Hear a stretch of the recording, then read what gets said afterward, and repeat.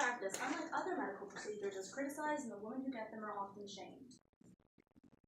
The anti-choice speaker will try to argue that abortion is a form of murder, but it must be said now that fetuses are not babies.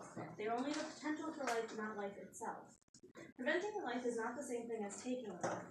The anti-choice speaker is arguing that abortion is immoral and must be criminalized.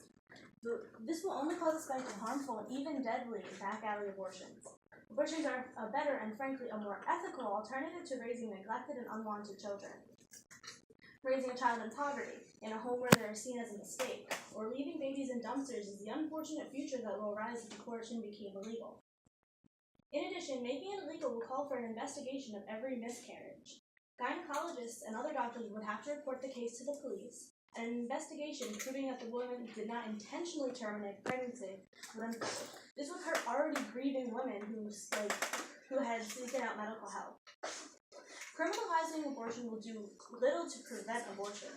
It will result in deaths of women, criminal activity, and a possible increase in government overreach. The only thing that has the potential to stop abortion is not scare tactics and shame.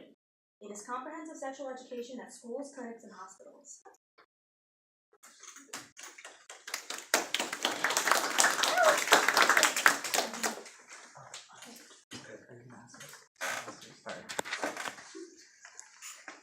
Okay.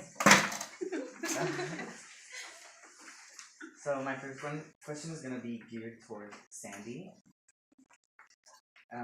Do you believe instances of impregnation through rape justify abortion? Alright, let's debunk that right now. Only 1% of abortions that happen in the US are due to rape or incest.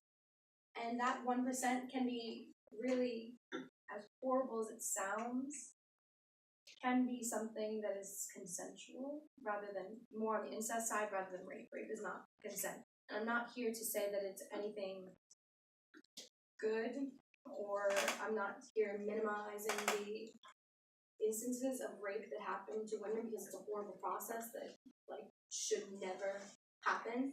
But we should learn to not stop the babies, but more stop the rapists. In a sense. Okay, I understand what I'm saying. Any thoughts on that? Okay. Yeah. So, Sandy is saying that some of this, with rape and incest, is consensual. I will just put that out there. Incest is not consensual because there's generally a power play to it. But women should not be punished for being rape victims and be forced to carry a rapist child. The child in the pregnancy will be a daily reminder of the traumatizing event. And then on the children's side, children of rape, if they find out, may begin to hate themselves because they know they were unwanted, they know they were mistakes, and they know they were a product of crime. And though you can argue that, sure, there can be exemptions for rape and incest, she's saying that abortion is murder. And so if she would agree to having exemptions in any of the law, then she would be admitting, and other people would be admitting, that sometimes murder is already moral. And on top of that, for rape, some women may not report it soon enough. They might not report it soon enough to get an abortion even if there was exemption. And then for the children produced by incest have higher chances, up to a 50% higher chances, of deformity, infertility, mental disabilities, autosomal recessive disorders. And Sandy would like to have these children grow up where they might have chances of having hardships in health, school, and life. These children will have to endure physical pain, depending on the severity of their condition, emotional pain in the form of bullying or self-hate for knowing that they were a product of rape or incest, and they may have difficulty navigating the world depending on the severity of their condition. Okay, Cameron. Sure. Are you saying that those children have no right to be children compared to the children that grow up today normally? Those children are still children no matter what deformity they have.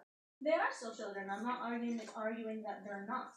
But it is a more ethical option to decide to have an abortion. Because you don't have to, just because I'm pro-choice, doesn't mean I'm saying everybody's got to have an abortion, every single one. I'm saying that women should have the choice to make that decision for themselves. Because they will either have to have the reminder of the baby, have the reminder of the pregnancy, or know that because of an incestuous relationship, that their child will have deformities, will have a hard time living. You're saying because they are victims, they have a right to victimize others? They're not victimizing others. A That fetus is another isn't a person. It is not. It is a bundle of cells. So are you. Yes, and I'm already born. I'm already living. I can have rights now that I'm already born. No matter what you are, you're still always going to be a bundle of cells. Yes, but I'm sentient.